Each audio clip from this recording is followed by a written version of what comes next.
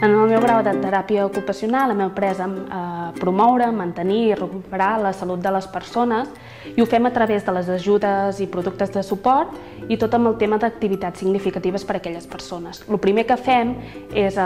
mirar les necessitats de les persones i després treballem i aconseguim més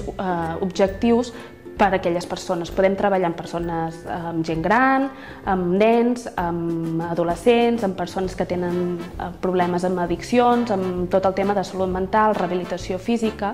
i a part de treballar amb activitats significatives, el que fem també és adaptació de l'activitat, de l'entorn, i podem fer totes les transferències de llit a cadira, de cadira a dutxa, de dutxa a lavabo,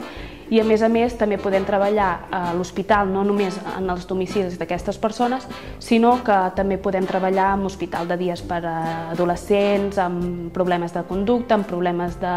trastorns alimentaris, també podem treballar tot el tema d'estimulació cognitiva amb la gent gran, però també amb els nens.